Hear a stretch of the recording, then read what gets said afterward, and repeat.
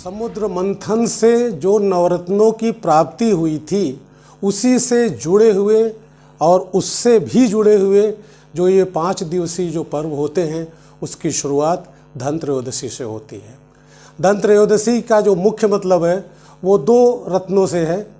अगर माँ लक्ष्मी को भी रत्न माने तो उनकी उत्पत्ति होती है, और वो दीपावली के इस दोनों के बीच में उनका विवाह भी हो गया था भगवान विष्णु से, क्योंकि उनको ही ये लक्ष्मी जी समर्पित की गई थी।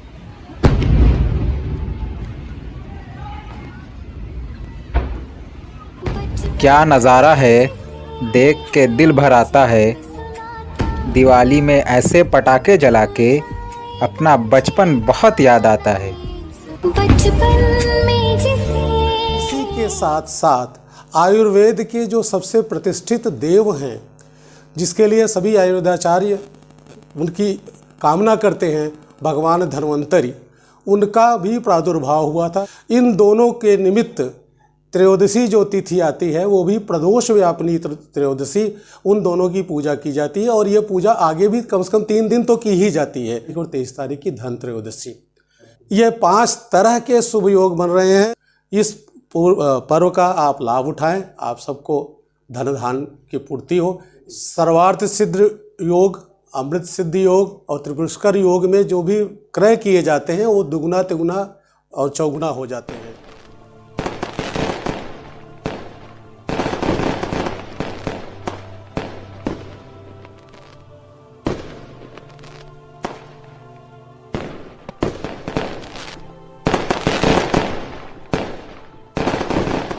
धन त्रयोदशी के दिन ये माना जाता है कि जो चीज़ें खरीदी जाती, विशेषकर सोना, वो कई गुना हो जाता है, और स्वर्णमयी मूर्तियाँ भी लोग लेते हैं, पूजा की सामग्री लेते हैं। तो इसलिए बर्तन भी चूँकि पूजन में हमें प्रयोग में आता है। इसी शुभकामना के साथ मैं पंडित ब्रजेंद्र मिश्र प्रयागराज, दीपावली तक, छोटी दीपावली से लेकर के कार्तिक मास में पढ़ते हैं।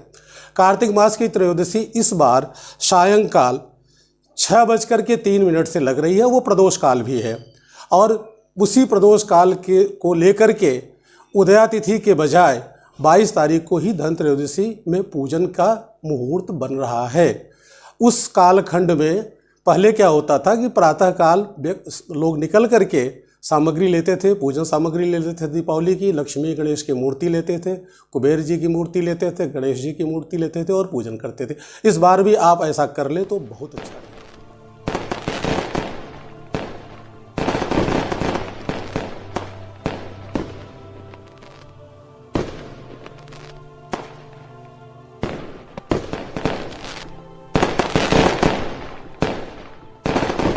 वजह से अगर थोड़ी देरी होती है तो आप 23 तारीख को भी इस सब कार्य को कर सकते हैं, लेकिन पूजन का सबसे बढ़िया मुहूर्त 22 तारीख को ही है। इसके बाद 23 को ये चतुर्दशी शुरुआत हो जाती है, आप उसको नरक चतुर्दशी के रूप में ले सकते हैं, और 24 तारीख के सायं से पुनः इसी तरह से दीपावली का आगाज हो रहा है, और 24 तारीख के सायंकाल प्रदोष काल में और अर्धरात्रि काल में माँ लक्ष्मी की, कुबेर की पूजा की जाएगी। इसके पहले आप गणेश जी की भी पूजा कर सकते हैं, और उन्हीं के थ्रू पूजा शुरू होती है। हम लोग पितृ पूजन भी करते हैं, नंदी श्राद्ध भी करते हैं, और तरह तरह के अन्य कार्यक्रम भी किए जाते हैं। इस बार जो योग है त्रयोदशी के, बड़े विचित्र योग बन रहे हैं। एक तो शनि प्रदोष है 22 तारीख को, दूसरा त्रिपुष्कर योग है। त्रिपुष्कर योग ये होता है कि जो भी शुभ योग हैं वो तिगुने फलदायी हो जाते हैं। अमृत सिद्धि योग भी है, सर्वार्थ सिद्धि भी है, योग है। और एक और बड़ी बात हो रही है, ज्योतिषीय दृष्टिकोण से देखा जाए तो शनिदेव जो इस समय जून के बाद से वक्री चल रहे हैं, वो मार्गी हो जाएंगे, और उनकी शांति का भी बहुत बढ़िया अवसर है इस बार की 22 तारीख और 23